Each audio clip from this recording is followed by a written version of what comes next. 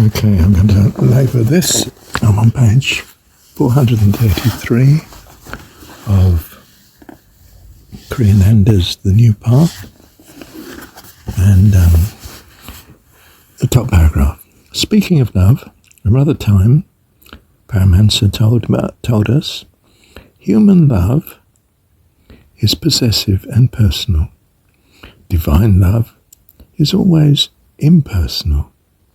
I mean, how love could be impersonal is utterly beyond me. Especially when it's another person that we're talking about loving. To develop devotion in the right way and to protect it from the taint of possessive personal love. My goodness. It is better not to seek God above all for his love until one is highly developed.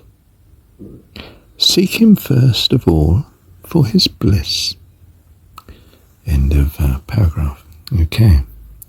Well, when you have a name like Ananda as your surname, I guess that is the sort of philosophy you could come to, that you should put bliss first.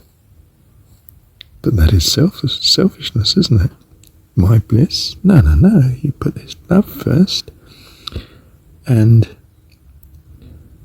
not to seek God above all for his love until one is highly developed. We have his love already. And it is love of him that brings about our development. Our responding to his love is our love of him and is our development.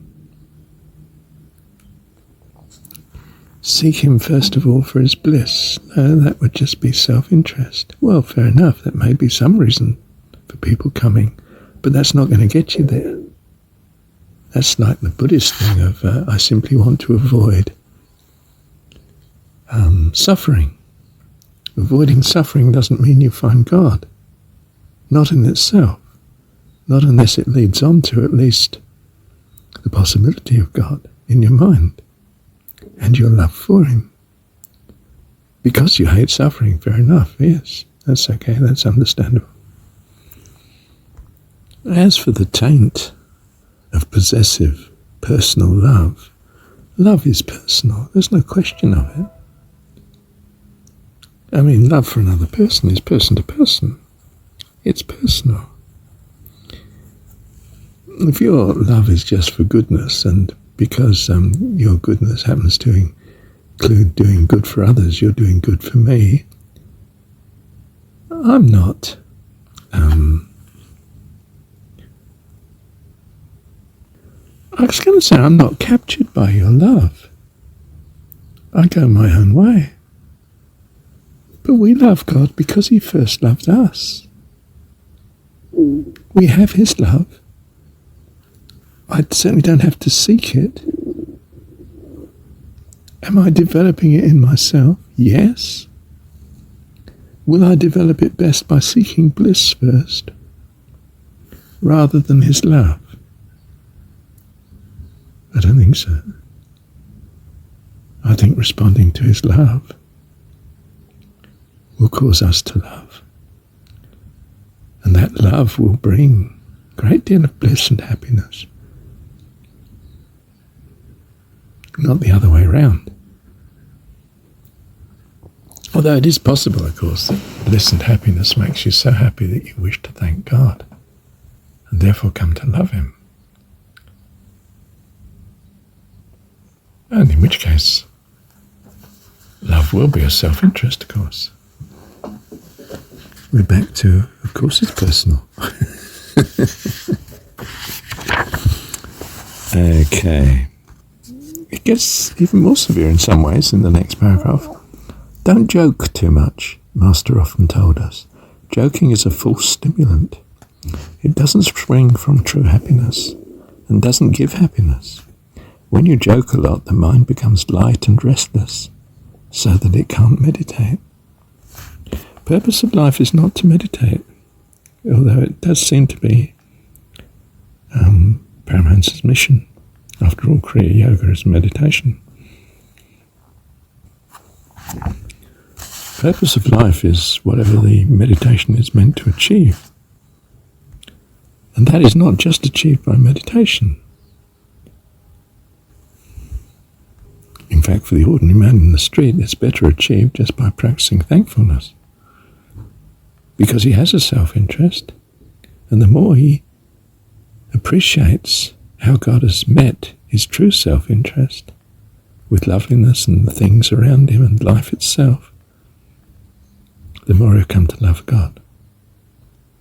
And of course, back to the previous paragraph, it's loving God that is important, not our seeking bliss.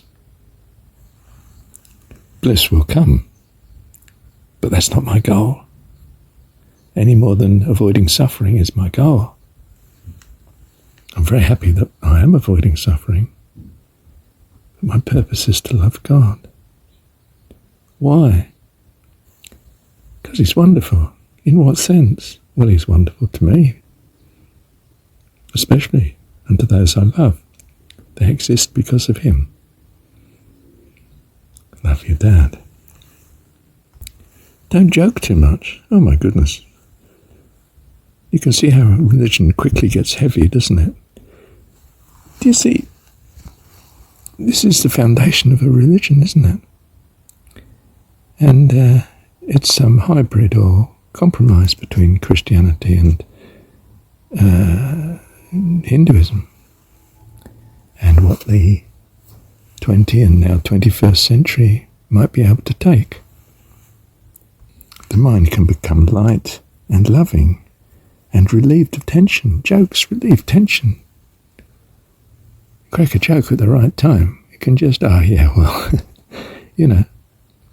lighten up, mate, lighten up, as my boy in the playground told me one day when I was dealing with another boy who I thought was persecuting a third.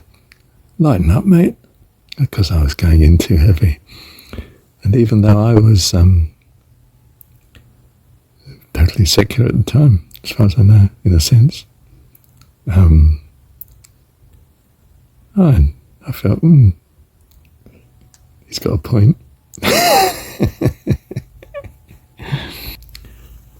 I find depressed people don't joke. I find those that are light-hearted and joyful do joke.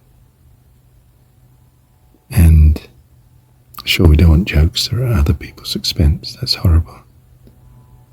But jokes that relieve the tension are a great blessing. It's not a false stimulant. It's a rescue in its right place. I'm sure there's times when you shouldn't joke, mainly because people misunderstand. They think that you're treating it trivially, whereas you're not. You're trying to rescue. So it probably depends on the motive, doesn't it, and circumstances. Okay, that's enough of that. Thank you, Dad. I think I should say that meditation in itself is not particularly good. I could meditate on the lessons I've learnt during the day and in living. That could be very worthwhile. Or I could be clearing my mind, just focusing on joy, say, bliss. I'm not learning anything. I could have sat in heaven doing that. In fact, I could have sat in heaven for all of the meditations, and the environment you'd have thought would have been much better in heaven because there's no distractions of worldly possibilities. I could sit there, undisturbed, comfortably, and provided for, because heaven's a very nice place to live. And but we're not. We're here.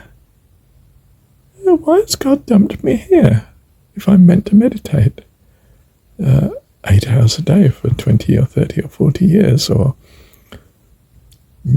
incarnations, perhaps, in a cave. Fancy him putting all this world and universe at my feet, and me sitting in a cave. I can't see your reasoning. Don't you think that perhaps he put us in this world because what this world has, the way it's made, might just be what we need? And that we shouldn't just run away from it into our bedroom, lock the door, and meditate N hours a day. We should be out there in the world. I don't mean doing worldly things, other than in as far as we learn from what to do and what not to do, and why, and our values are formed accordingly.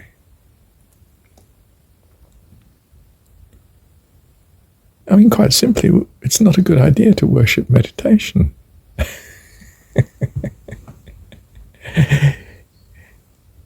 The reason you're not sitting in heaven meditating the possibilities is because in heaven it was a very nice place, but you were longing for things that were not actually heavenly, and you couldn't sit there quietly meditating. You were being drawn down to this universe, this world, where you could experience certain things because you need to find out. And when you come down here and you see what an appalling mess these purposes and goals have, which ones bring goodness and which ones bring sorrow and pain and suffering and hell on earth, well, when you next go back to heaven, you'll be sitting there with a quite different view of things. In fact, you'll be totally sold on heaven then. Welcome to the kingdom of heaven. You're here for eternity. Bless you.